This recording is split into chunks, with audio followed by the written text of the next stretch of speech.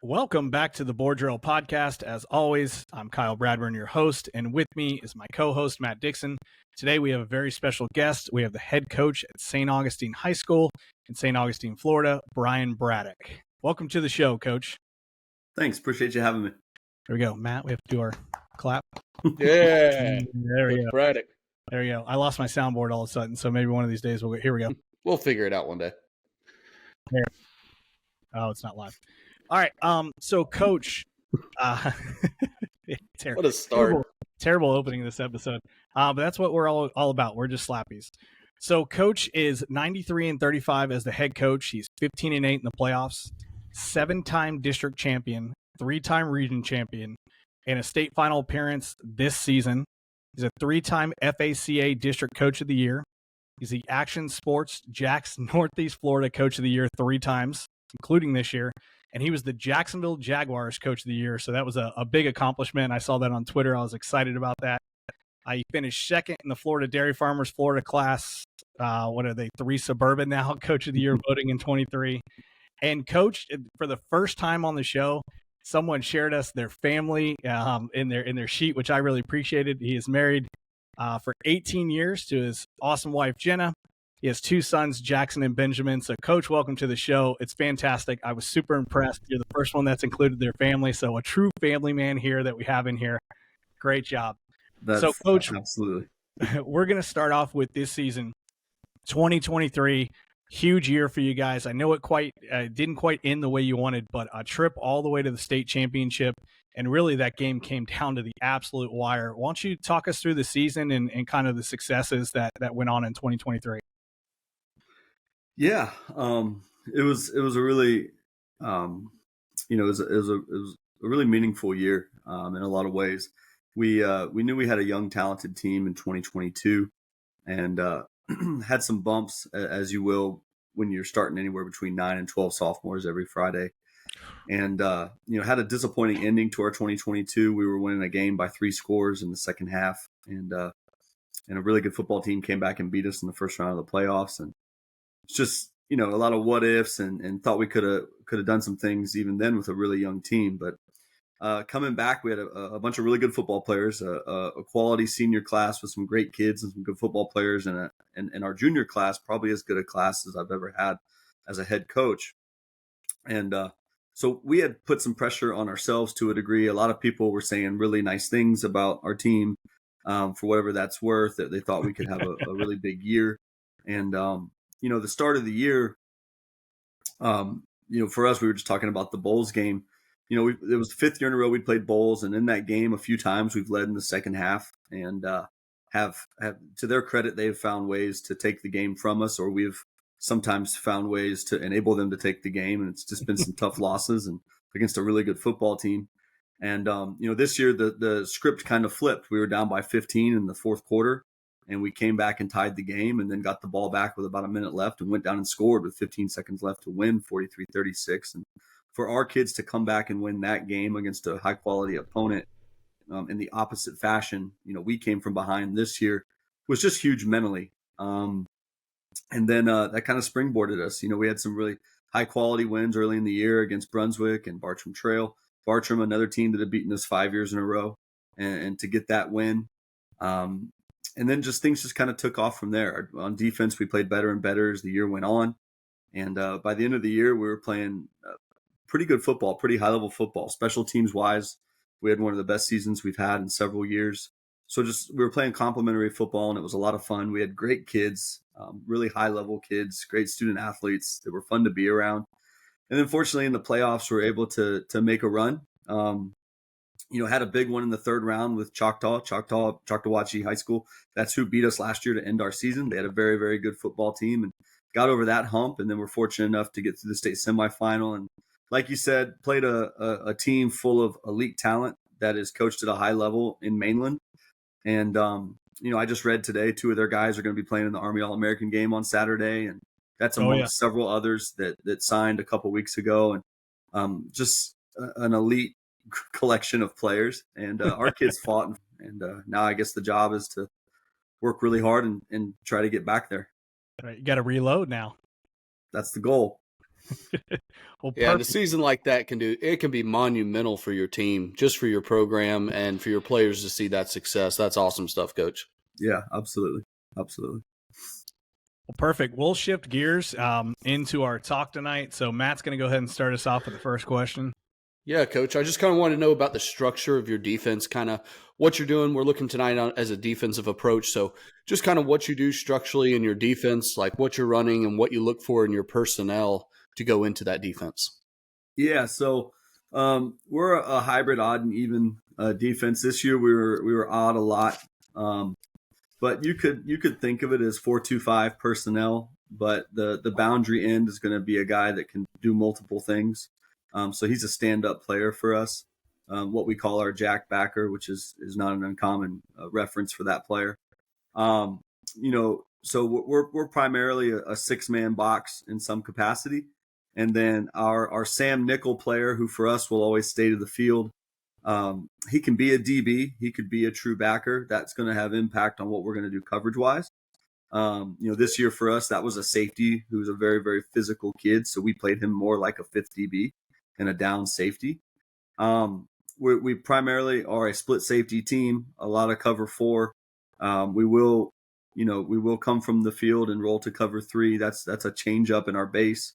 We're not a real big people group in general, like our demographic at St. Augustine High School. We're just not. The northern part of our county is massive human beings.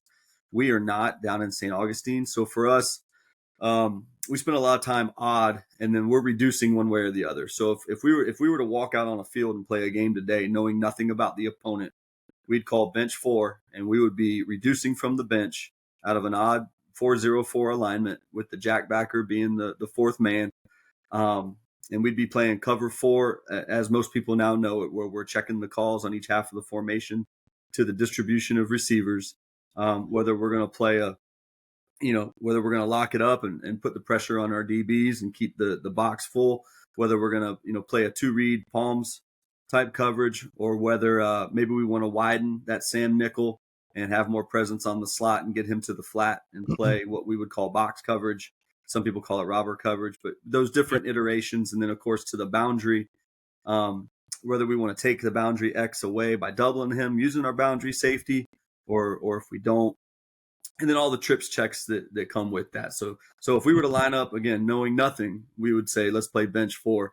And then we might play what we would call buzzard, which all it does is it just takes our alignments and just puts us where we were going to end up after we slant, and puts us in an even front, where we'll have a 5 technique to the field, a 2-eye to the field, and then a 3 and a loose 5 to the boundary. So that's our base. And then, of course, out of that look, we can get to a multitude of things, but that's where we started. We've got tough kids who can really run, that are aggressive up front. We're not big. Our biggest player on defense this year was 240 pounds. And after him, we had another one that was maybe 230. And then after that, it goes to 215, and then a lot are under 200 pounds. So we don't like a lot of the people we're playing, they're really good. And if we're just lining up in a 1 technique and a 3 technique, and they know where we're going to be, we're going to have some problems. So that's us from kind of the jump. Yeah. So, Coach, speaking of that, your defense around here, and obviously I grew up and coached in this area. Your defense is known for being really disciplined, hard-nosed, and great tacklers. With the modern rules and practice and everything, how are you able to accomplish this through practice time?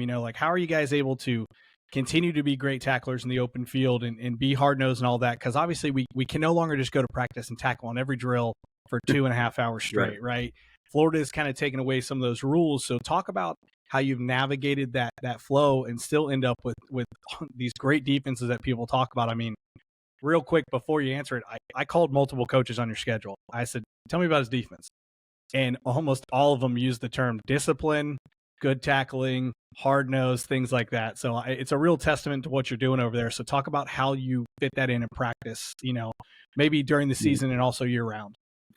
Well, and still trying to – we're on like a pursuit of the irreducible minimum, and that's really kind of everywhere, whether it's the weight room, especially in season, the weight room, the football field when it comes to contact. So we're constantly trying to figure out where does it need to be a controlled, physical violent session. How much of that is needed? Because I mean, it's a physical game. Oh yeah. The best way we tell our kids, the best way to be physical is to be physical. So if we're not being physical in practice, we ain't gonna be physical on Friday. So, anyways, all that to say, we do a lot of tackling drills without contact. A lot of tackling drills where obviously we're using dummies, we're tagging off, we're using the donuts, and we run pursuit. And I'll say, you look like a good tackling team when you got 3, 4, 5, 7 guys getting to the ball. Then That's you look like a good point. tackling team because the first guy misses, but then the second and the third don't, and the kid gets cleaned up, and it's like, oh wow, that's a violent, physical, really good tackling team. It's like, well, the first guy missed. So I mean, as well as I do, great effort and physicality will cover up for a lot of sins on defense. Absolutely.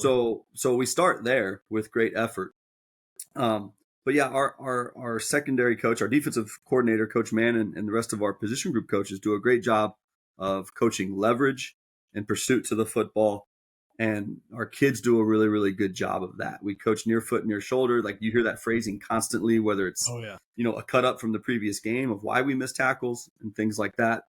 And then as far as contact, we keep it to a minimum. But we do have a few periods that are kind of non-negotiable.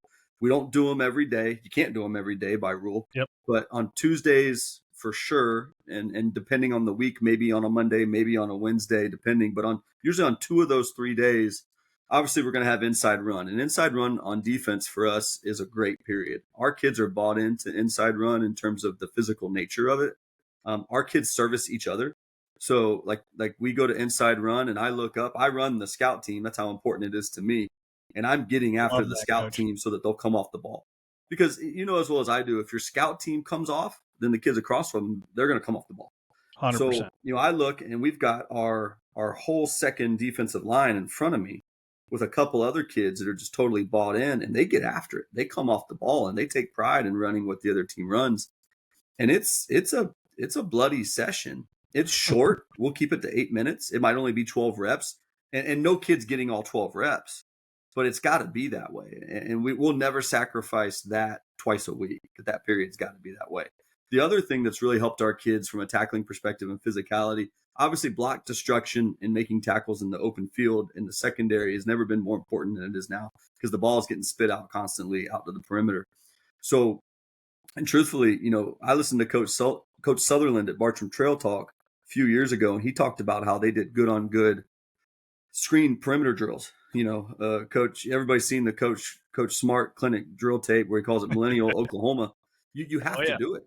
You have to do it because I can't set up a tackling drill where my safety has to come downhill and tackle a receiver better than we can do it when we're throwing a now screen to our receivers.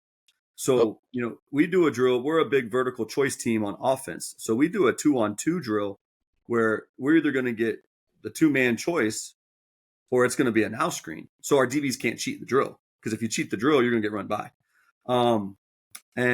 And honestly, that is the best way that they get better in the open field to block, disengage, and making tackles.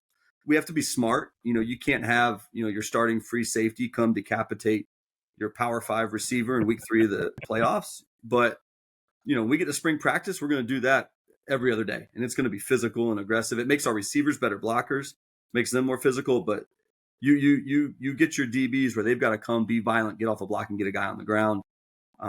So inside run and the 2-on-2 drill for us are non-negotiables. Like those are things where we're going to sell out and say, we got to be physical and be violent. And then we're going to keep the reps to a minimum to eliminate, or reduce the possibility of an injury. But those are big for us. Yeah, Coach. Two names there that you listed. Coach Sutherland, if you're a North Florida guy, everyone knows him. And then obviously everybody knows Kirby Smart. Two not too bad names to be listening to when you're talking about drills and all that. Yeah. So funny enough, Coach Sutherland will be a guest on our show maybe next week. So we'll have that one following up. So that's great to lead into our next show. After me. I'm glad I'm not after him because you want to talk about a guy with a lot of wisdom. That'll be awesome. Oh yeah, it'll be fantastic. So, I guess Matt, you got the next one, right? Yeah, I just wanted to say I pulled some good things from that. I love the fact that you do that outside perimeter drill where you're sending guys down the field and throwing the now screen. We found that vastly improve our screen game and help our DBs on the other side of the ball to really be more physical. I heard two other things I really liked: a controlled violent session and a bloody session. I like those things. Sounds like you guys are getting a lot of good group work, Coach, and that kind of took me into my next question, which was about group work. But you already kind of went there. So why don't we go back and say, as a head coach, how do you find that balance between the right amount of indie work and the right amount of group work to make sure that you're still refining those individual skills, but also putting it together as a team? Yeah, well, I think there's an ebb and flow to that depending on the time of period of time you're in. I just got done with my last exit interview with, which is later than normal, but we kind of played later than typical. With our corners coach, and he was talking about more indie, and I said, well, when we get to spring ball, a lot of things will be indie focused. It'll be more heavy indie in spring than it will be any other time of year, spring and then fall camp. So we're real heavy on it then, and then we try to minimize the group work. And I'll say I'm really fortunate. I've got a great staff of coaches. I've been in situations where there were fewer of us and maybe not as many confident coaches to run indie at a high level. And in those situations found myself, initiating more group work. If you're confident and if you're fortunate like I am to have guys that are really great at what they do at every position group, then they're getting a lot done to make the kids better in indie. So, once we get into the season, we kind of follow the same template for the most part. Obviously, the drills can be tweaked and changed appropriate to the opponent. Obviously, and then the group work stays where it stays typically. But no, it's a constant tweaking and a constant balancing act. And there's even times in the middle of the season where if things are getting sloppy and we feel like we've got to open up the indie time more, then we'll do it. So I don't have the perfect answer to that. It's a constant balancing act. I mentioned earlier we're on a quest to try to reduce the irreducible minimum of contact. I'm truthfully on the same quest for the irreducible minimum of practice time. Yeah. And I'm on a mission to try to get us to where when we're in season, we're practicing 90 to 100 minutes and never more. So we'll see. I don't know. We didn't quite get to that. We got close this year. I'll let you know how it goes if we ever get it down to that. But I know that's a great answer to your question. But I think a lot of it comes down to knowing your staff, knowing what's getting done. And I think the more confident those guys are in what they're teaching, then the more indie time you can afford. There are some high-level football programs, though, that only have a couple of high-quality, high-level guys running the program. And those programs, I know for a fact, do a ton of group, and they're making deep playoff runs every year. So I think you can do it multiple ways. At the end of the day, though, I like having as much work done by the individual coach as possible before we go to group. I think it empowers the coach and only furthers the relationship he's got with his guys. So I think it's important. Absolutely. Yeah, no, and coach, if you talk about may not be the right. Listen, you're in the state championship. It's the right answer for you, and that's the only one that matters, right? You don't have to be right for everyone. You just got to be right for St. Augustine, and clearly that's hidden correctly. So I have a question. In the past, you've run this a little bit. I don't know if you guys are still doing it. You guys still run some 3 high stuff? Not as much. Love it. Love the 3 high stuff. And I tell you, our Jack Backer is a multiple kid. He actually was a middle safety his freshman and sophomore years. This year is a junior. Wow. He's about 210 pounds. He's a great athlete. So it's funny you bring that up. Like I could see us, to me, in a perfect world, I'd like to be able to do what we're doing. But if that kid was athletic enough and smart enough, be able to back him up and do some of the 3 high stuff. Because for me, there's things that the 3 high stuff is just got an answer for every question against some stuff. But then there's other times that we run into where there are answers to the questions, but if that's not what you are to your bones, getting to those answers can be challenging. And at St. Augustine High School, kind of the reason why we sold out, not sold out, but we kind of went back a little bit to schematically how we used to do things is just, that's the makeup of our kids. I mean, we got to move our front a bunch, and that's just what we've always done, and we've always been successful. One thing about us, we're not going to be big, but we're going to have kids that can run, and we're going to have kids that are strong. So, but no, we didn't do much of it this year. I do think though, we've got the right skill set to have that package potentially, because there are situations where, especially when you're getting like a lot of the horizontal power read game with the play action passes, and when you've got that third safety, so much now with the Y off stuff, and if the team's got one that's athletic, there are so many things you can do with that middle safety that take pressure off of everybody coverage wise. So we'll see. No, Coach, anyone that knows me knows I've been weirdly obsessed with 3 high, but I haven't been able to work it all out. I'm big on I want to know run fits to everything. Oh. And there's most of the things I've figured out, right? Like the 3 guy being the adjuster and this and that. And obviously sometimes you can run trap and those corners can be, but I just haven't figured it all out in my head. So maybe one day I'll pull you aside and pick your brain on it. I will say, I think, and we were fortunate enough, our defensive coordinator spent time years and years ago with the coach who is currently the defensive coordinator at Oklahoma State, Coach Nardo, who he ran that stuff at Emporia. He's running it now at Oklahoma State. Yep. And then we were fortunate to connect with some of the guys at Iowa State. And it's infuriating stuff to the defense if you're holding up against every run scheme you're seeing. Yep. Because it just feels like there's nothing that's easy for the offense. It's infuriating for the offense. Where challenges start to come, ironically, is balance sets. It's different that for most defenses, it's not until you get 3x1s and stuff. But for us, especially when you start having quality tight ends that are attached and different things like that, there's a variety of answers. But other than what I wanted to get to, because you just brought it up, I think the teams that are best at that at the college level, they're willing to play a lot of Tampa. And for us, that's just not who we are. And also to pressure out of it, things just change. Things just change. So, anyways, there's a lot about it that's awesome. But for us, we had to kind of get back more to our even front roots, even if it's odd moving to an even.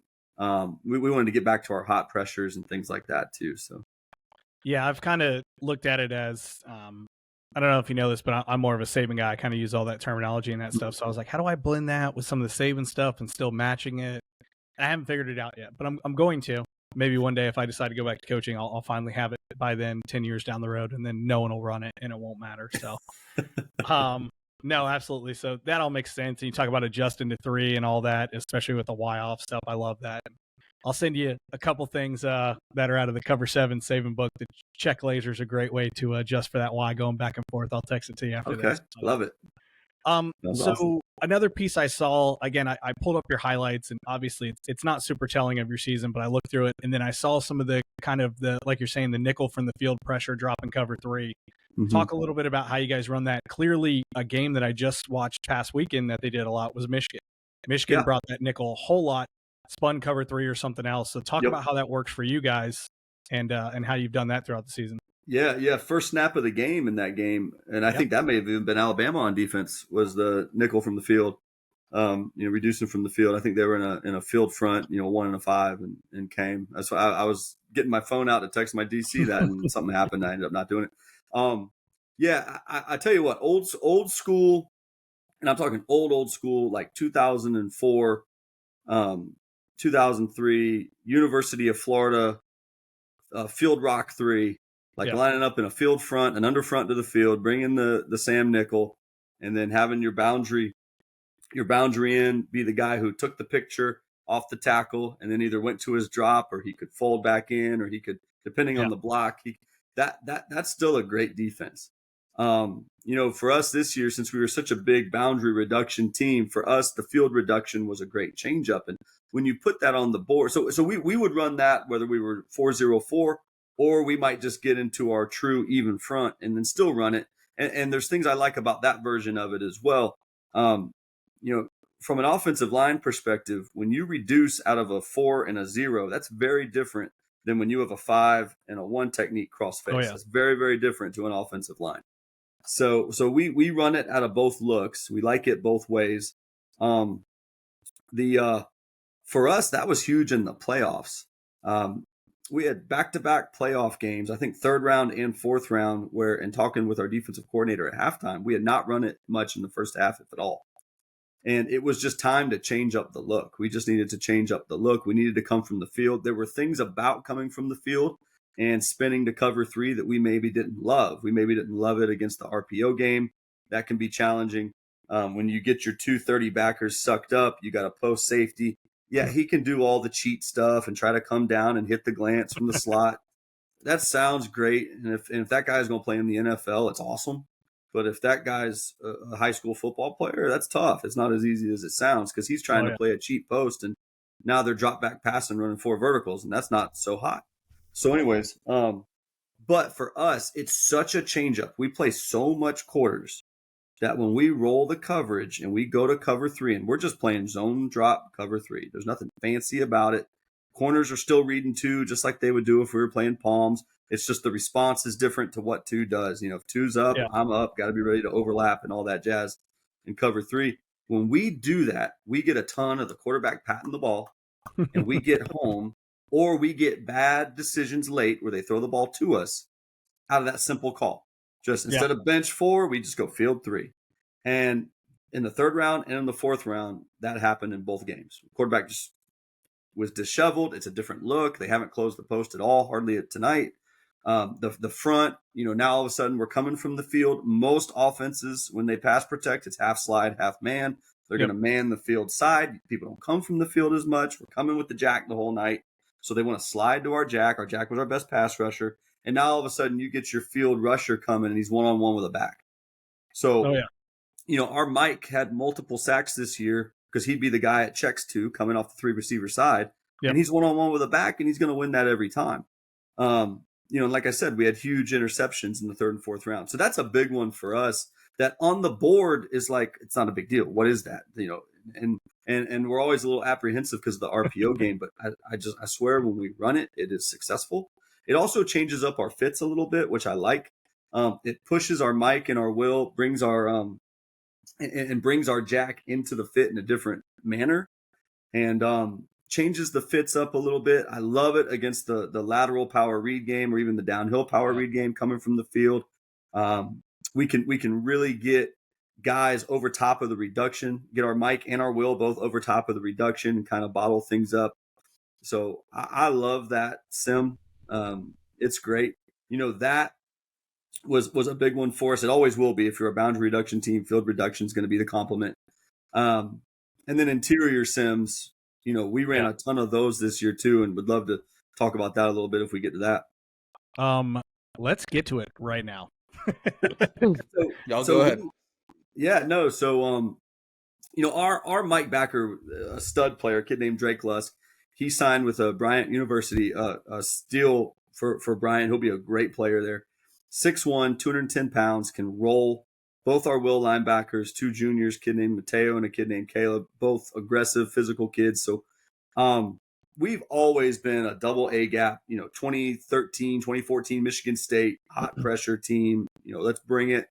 Love sending the two inside guys because now in your hot coverage, you've got your Sam Nickel and your boundary safety, and they've got great leverage on everything. So we took the interior cross dog pressure that, you know, Georgia made real famous probably 3-4 years ago. They ran it as almost like a base, right? And we took that and decided we're going to feature these guys. First of all, there's some of our, you know, our Mike's our best player on defense. We got to feature this kid. He's big, strong. He's fast. And we ran a base version of it where it's a sim that can turn into it's going to be a 4-man where we can still play all of our cover 4 calls with our jack and our field end dropping out. We played it as a cover 1 sim where our jack and our field end are share rushing the back. And then we also ran it where it was a 6-man and we played hot behind it, which we've been doing for, you know, 10 years at St. Augustine. So the one that we never really got to in a game, just because it just, you know, it's high school, there's only so much you feel like you can do, is the one where we would run the cross dog in the middle and then have the jack and our field end drop and play quarters behind it. And that's the hardest one because now your field ends having to understand how to play Mike Backer and cover 4. And he's never going to do it like the Mike. And a lot of times you're okay as long as he just knows what he's pushing to. But still, we just never got to that one. But we ran the cover one and the hot one a ton. And to make it easy for our kids, cover one, and you guys know, cover one, when you've now got Y off in the backfield, multiple backs in the backfield, cover one can get real dicey. Yeah. So we made it easy on our kids. We see so much 10 personnel, known passing situations. We want to play tight coverage, but we want to get pressure with 4. We would call the cover one version. But if we got 2 backs for some reason, well, now there's only 3 distributed in the pass distribution. So if we got multiple guys in the backfield, we just checked it to the hot version. So for our kids, we took a lot of the craziness you can get with, 2 backs in the backfield and guys crossing trying to play cover one. And that was how we did that and simplified it for our kids. But in the hot version, the cover one version was different for us. In the hot version, or the true sim, and we use, it's an inside pressure. So we called them Colts is our 6-man hot. And whoever's got the tailback offset to him, he's just face blitz in the center. The other backer's gonna blitz off of him. So that way your second backer, and we went to that this year instead of just sending them both through their A gaps, because you can get hurt in gap runs with that stuff. Well, with the second one blitzing off the first guy. So now if it's a gap or a zone run, you're going to get that first blitzer off the butt of the center, and he can get penetration and cause problems. If they do a good job and they see him, if the second one is blitzing off of him, he's going to see the guard pull and he just opts out of hitting the blitz. That's taking him to his read anyways. So that was really, really good for us. We flip it in the cover one version because we're share rushing the back. We flip it where the man who has the back is just plugging his A gap no matter what. It is a violent penetration. And then the second rusher is the face read off the center. And a lot of that is because a lot of times your back is going to be opposite your center. Yeah. And what happens is you're going to end up getting a guy free eventually. There's a lot more to the cover one. Since we're share rushing the back, our guys, and I know how much we can describe, but our 2 guys share rushing the back for people who know what that looks like. If I've got the back to me, I'm expecting him out potentially. I know that I potentially could have to peel off and play him. Both are down inside guys. They're running they're copping through the hip of the tackle. They're the contained rushers. If I've got the back and he steps up to protect, it's just going to turn into like an old TE stunt. I'm going to fold in, hug him up. But what's happened, if he stepped up to protect, he's getting spilled by one of those inside backers that was blitzing. So I'm going to see that in front of me. Like I'm going to see him have to block, and I'm going to insert into the pressure and be free pretty quickly. It sounds complicated. And like as we were installing this last spring, our coaches were really apprehensive about it. But I equate it to a corner. Who needs a defender on the line of scrimmage between a tight end and a wing so he can get a run pass read. If I've got a guy in a 9 technique, I'm going to get a run pass read from that wing real quick, and I can come play. Well, when our backer is spilling that back when he steps up to protect, our looper, is going to see that happen very quickly. So he's going to know, is this guy trying to check down and leak out? Is he trying to protect what's happening? And he'll add in quickly. So for us, that the interior pressures were great. They were a great way to put pressure on offensive lines. We were slanting laterally so much. It was a completely different entry point for our defense. And then to be able to play hot coverage, to be able to play quarters behind it, or to do it and play tight coverage in a known passing situation and play cover one for us was great. And truthfully, we've talked about, bench reduction, field reduction, a little bit of even front, and then the ability to send 6 or have it be a 4-man sim.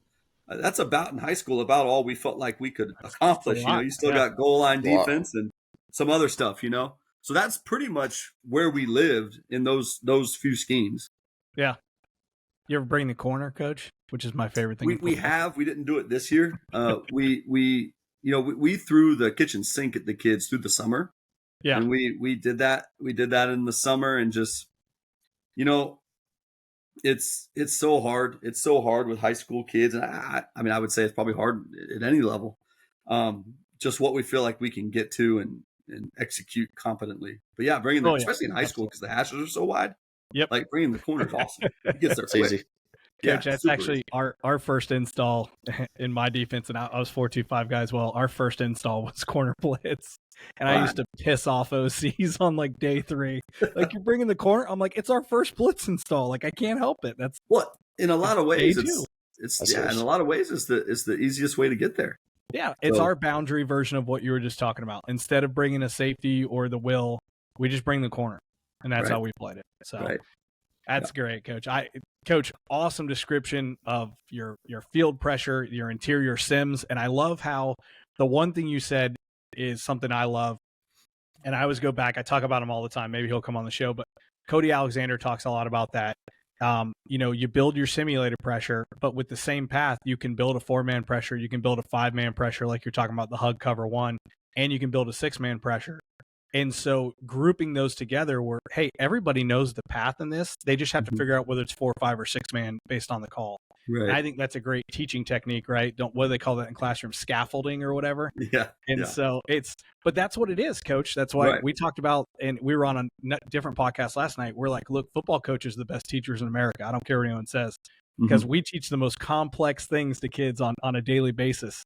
That, you go to an English class and you feel like sometimes they don't learn anything. For sure. But then they're out there running a sim pressure, a cover 1 pressure, and a hot pressure, all off a 1-word call and a heartbeat just because Coach said it. So it's fantastic. It's about those reproducible skills that have carry over to multiple calls. Oh yeah. And like in the cover 1 version of that, which the hot version was Colts, the cover 4 version's Manning. That's what it is, when you steal it from the Georgia playbook. And then for us, the cover 1 version was Pacers. So we just took everything and categorized them as either NFL teams, the NFL quarterback, or the basketball team. So the kids know if it's the basketball team, this is the cover 1 where we're share rushing. In some capacity, it's the cover 1 version. We're playing man. So our back end kids, there's no confusion, and things like that. If it's Colts or it's Saints or it's this, they know those NFL mascot, those are hot pressures. They know we're playing hot coverage behind it, and we're sending 6 and we're rolling. But even within them, like if I'm a 3 technique and I have a cop, well, the cop is the same as what we call a jet, where I am racehorsing through the inside hip of the tackle. It's just I know that if it's a cop, I'm gonna jet, but then I've got to contain the quarterback after I've jetted, because if we're running the 6-man version, we don't need him to cop. We don't need him to get out there. So he just understands, like if it's the Pacers version, the man-free version, I've got to be ready. I'm still jetting, doing the same thing I would do if it was Colts, but like I understand now I've got a cop, and he has to do that in other things too. So we run a ton of, we call it punch, the read TE stunt from the boundary. We do it a ton. It's an answer. If we're doubles and we're thinned out in the box and the back is to the field, and we want to funnel the zone to the boundary, well, we want to run the TE. We only need 1 backer in the box. We're good to go. Well, that stunt's the same thing that they're going to execute when I'm share rushing the back if he steps up. It's the same exact thing. So we run a pirate. A pirate's another answer we have in our boundary reduction. If we've got doubles, we've got an empty B gap to the field, and we're going to have an empty A gap to the boundary. Well, that's a problem because we don't have 2 backers in the box. So our will, when he walks out, is going to pirate those guys. That's literally day 1. Doubles, especially back to the boundary. Pirate them. You got an easy outside in fit on the quarterback. The Mike will get the rock all the way back, and boom, we're good. We have answers. Well, that pirate is the same thing that they're going to do if we were to bring the corner from the boundary. It's the same thing. It's teaching those reproducible, chunks, and then just applying them in different calls. Tools in the toolbox. I love the fact that you said that, making those reproducible skills that fit into multiple calls. That's awesome stuff, Coach. You're crushing my questions before I even get to them, by the way, because my next question was going to be, as soon as I saw that you had a boundary end in a stand-up position, nickel to the field, I'm thinking boundary pressure as an offensive line coach. That's just where my mind goes. This is going to be I'm going to get boundary pressures all over the place. So, and it's exactly what you said. I'm going to half slide to the boundary. I'm going to man to the field. And then you exactly covered that with your field pressures you talked about. So that was kind of just what I was going to. So I'll hit the other side of it. How much does personnel play into your decisions on blitzing and sending these pressures? Yeah, well, we've probably never fired. I mean, again, like this year we had a Mike. The kid can just really, really run. And he's a really good player. So, I mean, we've probably not fired that kid as much. Our Sam Nickel, while he's a tough, aggressive, physical football player, not a great guy when he came off the edge. So that was another thing that kind of held us back a little bit from running it as much as we have in the past, our field reduction. So and then for us, our Jack, this kid, he's a great athlete. He's big and strong, and he can really move. But he was far and away probably our best pass rusher, and then also our boundary four techniques, our best D lineman. So in that boundary reduction, we're hoping as much as possible to get a one-on-one with him on a guard and get a one-on-one with our Jack. So it kind of all connects, because exactly what you just said. I've had to coach the offensive line as a head coach, and it was challenging. But I knew right away, like, the one thing I don't want this odd front to do is come from the field much. I just don't. That's just irritating, because with a 4-man rush, they're either getting on my back, making us check the ball down, or we're having to change what we're comfortable doing, which is sliding to the boundary. And they come from the boundary more to begin with. So, like, I don't want this team that comes from the field, once every 6 or 7 snaps. I don't like that. So anyways, it kind of all works together. Like I said, our Sam Nickel, great cover guy, great dominant player on the perimeter. Not a great blitzer, though. Sometimes would lose his mind a little bit, so we didn't do it as much. If we were getting a lot of 3-by-1, we loved the field reduction, because that brought our Mike off the edge now. So we'd probably call it even more then. But yeah, personnel plays a lot into it. Also, like how well your kids can move.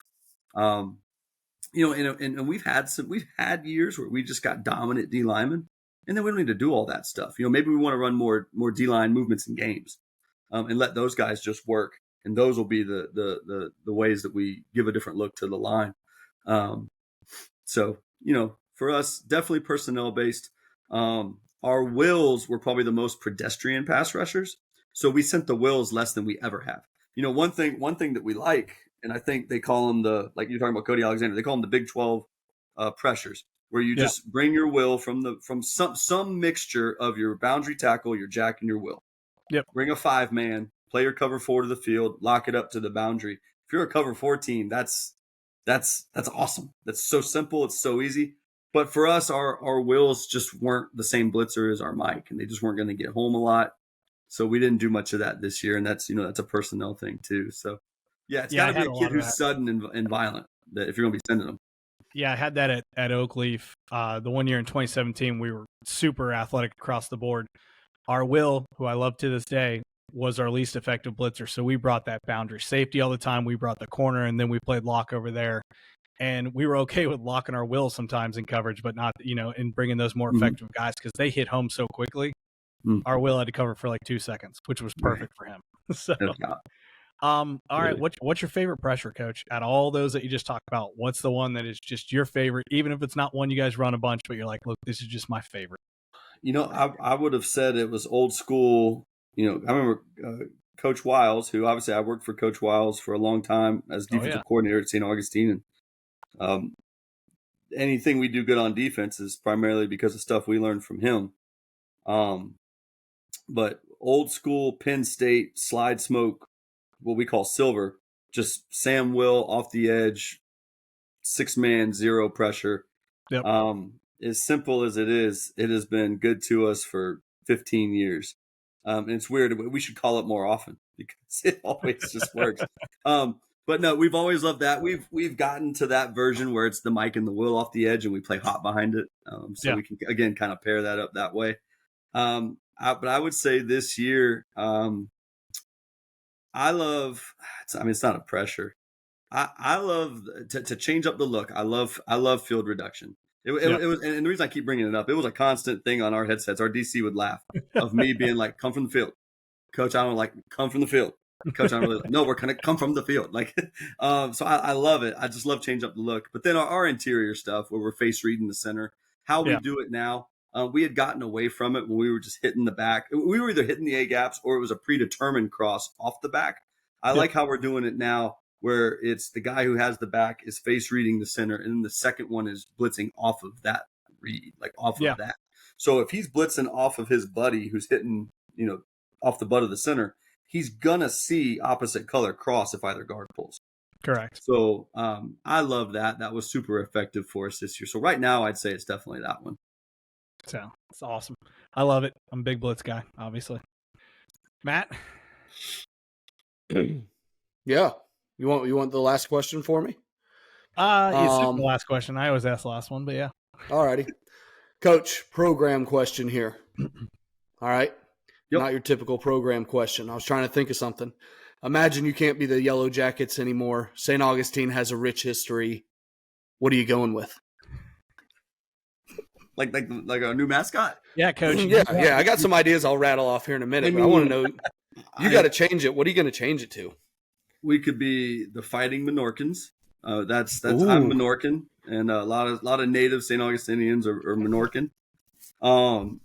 We could be the tourists because we're surrounded by tourists, especially this time of year in St. Augustine. Night of Lights, man, and all that. We could be the seniors because there are a lot of senior citizens who moved to Northeast Florida. So I'm just throwing, these are just off the top of my head of things that I'm thinking in St. Augustine. We could be the, I was going to say maybe something related to a high cost of living. I don't broke. We could be broke. Yeah. The broke. I love it, Coach. I was coming up with like Royals, Explorers. I figured you'd go that route, but I like that. I like the path you took much better. The conquistadors. There's Coach, a lot of fun ways we could go with that. We write out a few questions and we kind of color code them when we talk to people. And Matt goes, "Hey, I added some questions." I looked down there, and the way he worded it was a joke to me. I knew he wasn't going to ask it like that. But he said, "Given the history of St. Augustine, do you think they could have come up with a better mascot than Yellow Jacket?" And I busted out laughing. I mean, there are a lot of cool things you could. I mean, like Seabreeze is the sand crabs. We could easily be the sand crabs. Yeah. Something like I mean, something unique.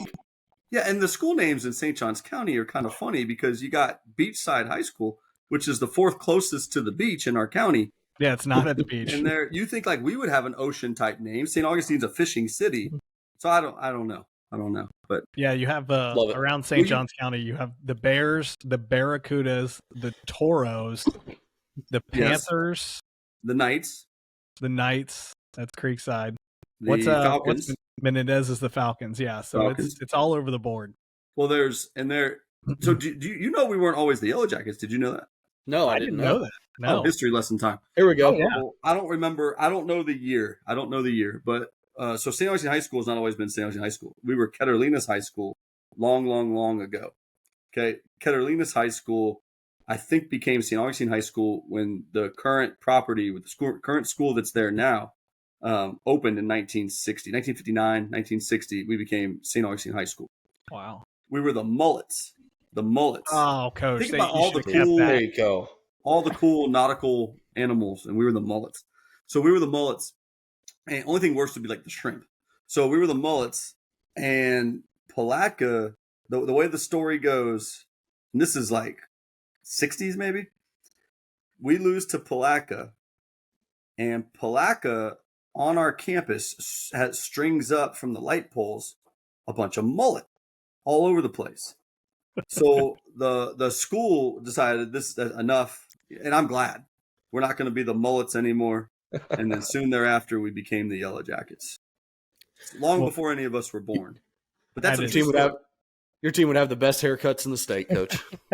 Well, that is a good point. I didn't think about that. Baseball team would be really happy. Oh yeah, right, with the flat bills and the mullets, they'd be fantastic. All right, Coach. So we ask this question to every coach that comes on the podcast last. We tell the joke. Somebody's going to figure out eventually when they start listening to the podcast, because we literally have tens of followers. I'm ready, I think. We ask every coach, what's the most unique thing your program does, or what's one thing that your program does that no one else does that's the best out there? Yeah. I think there's a lot of answers that might have made sense. Like when I started working for Coach Wiles, I could name a bunch of things that I think we were doing at St. Augustine that other people weren't doing in 2004. As the proliferation of information's gone out, like anybody who's decent now, they're lifting hard. Anybody who's decent now, they're working hard through the summer. They're doing all these things. So in really trying to think of like what kind of separates us, or what, I don't know if it's something that we necessarily do well, but I think it's something that we've got going in a great direction, and it's really good for us and it's unique for us. We've got an environment and a culture where Our athletic director was our state championship quarterback. Our offensive coordinator played on our state championship team, won 2 national championships, and played in the NFL and grew up in St. Augustine. There's 12 of us on staff that played at St. Augustine. And there's such a level of and everybody talks about accountability, and like there is such a level of accountability in our program, and it's not even like we have to be militaristic about it. Like our kids want it, and it almost seems like they're brainwashed after their freshman year, and they're just cool with it. And so if I was going to say like what makes our program unique, we had a kid transfer last June, and I think this is a great way to put it. We had a kid transfer. He's a good player. He transferred last June. And at the end of the summer, our DB coach asked him, they said, what's it like here compared to anywhere, And he's like, Coach, I can't believe how demanding you guys are of the players and how hard you are on them. And they never complain about it. And they never argue about it, ever. And this is the kid saying this. And he said, and if a younger kid wants to, an older kid immediately addresses it. And when my assistant told me that, I think one thing that our coaches do a great job of, and I really try to foster, is we develop an immense amount of trust with our kids that we are able to really, really, really push them hard in everything, whether it's the discipline that we administer to them for grade checks in March, all the way to the running in June and July, to how demanding we are of them in the football season. So I know that's a roundabout answer, but I think something that we've got really good, and I'm fortunate to have a guy in the weight room every day in Joey Lippo, he's incredible because his middle name should be accountability. So our kids are with him every single day. And so I think that's something our program right now is at a sweet spot. It's not easy, or nobody's perfect. Of course, we have our own issues and problems, but we right now have a way of being able to love our kids while holding them extremely accountable and having to do the hard things to discipline them, but with total buy-in from the kids. And that's whether we were 7-4 a year ago or 13-1 this year. So it's not just because, we're winning a bunch year to year. So I think that that's something that our coaches are all committed to. Our coaches are committed to serving their hearts before their talent, meaning we're going to make the hard decisions to hold you accountable to what's going to be good for you when you're 35, not just get you to Friday night, because that's easy to do. It's easy to just get a kid to Friday night because he's a really good player. So I think that's probably one of the best things that we do. And I think that pays big dividends on the field. And I think it pays big dividends just in the relationships we get to build with these kids, and pays dividends for them down the road. So I think if I had to try to pinpoint one thing, it's just the culture and the relationships and the level of accountability that our kids are willing to accept, I think is rare. And I'm grateful for them that they do that. Yeah, and I think it's kind of cool that you said throughout that entire school is alum, St. Aug alum everywhere. So that's a really cool thing, because you're constantly reminded of what came before in that program, and it's been good for a long, long time there. You say that you got there in 2004, Coach? Yep. Yeah. Fall of 2004 is my first one there back coaching. All right. So I want you to think about the fall of 2004. Game 1, you took a trip down to the river. All right. And you played the Fighting Crusaders of Bishop Kenny. And out there, skinny white kid at corner wearing number 8 was Kyle Bradburn. How intimidated were you of that? 160 pounds soaking wet standing out there. That was the preeminent factor in the game plan. Said no one ever. So, which is funny because I think your OC was on that team as well. Yep. Yeah, he took a jet sweep like 63 yards. Like he could do that. He could probably still do it right now. He's a fast guy. Yes, I kind of ran after him, not catching him, but I was kind of running after him. You're in good company. Really big angle. So I tell you, when you can hand the ball to guys like that, you look like really good coaches. It's fun. Dixon, in case you're wondering, that guy went to Florida, was a pretty good player. Yeah, UF Hall of Fame, in fact. Yeah, as much as I hate Florida and everything that has anything to do with that guy was a pretty darn good player. But, well, Coach, thank you for coming on tonight. We really appreciate you. If you're out there listening, you can tune in on YouTube, on Spotify, on Apple. We release episodes every Wednesday. Our goal for 2014 is to do 52, so we are well on our way here. to 52 in 2014. Again, if you want to reach out to us, we're on Twitter at Board Drill Pod. We are on Facebook. We're on Instagram. We're even on TikTok now, where we do some shorts. Having a good time on there. And then if you want to reach out to us via email, give us any suggestions, tell us we suck, tell us who we need to get on here, what we need to talk about. That is theboarddrillpodcast@gmail.com. So those are all the ways to get a hold of us. We'd love for you to reach out. You can tweet at us, do anything you like. We'd love to hear more from you. And if you have any questions for Coach Braddock, let us know. We'll be happy to reach out to him and get the answer for you if you have any questions on anything you talked about. Absolutely. Matt, closing remarks? First of all, year 2024, not 2014. You're like 10 years behind there. 2014. Coach Braddock, pride and loyalty are evident in your program, Coach, the way it sounds. And it's really awesome to see coaches like you out there. Just the way you present yourself, way you present your program. We need more guys out there like you. And just Especially really good stuff state. Today, especially in this state. You're a prized possession we need to hold on to in the state of Florida. Don't let them go. Great. Appreciate it, man. Thanks, guys. All right. We're signing off. We will see you next week. Thanks for tuning in. Thanks, Paul.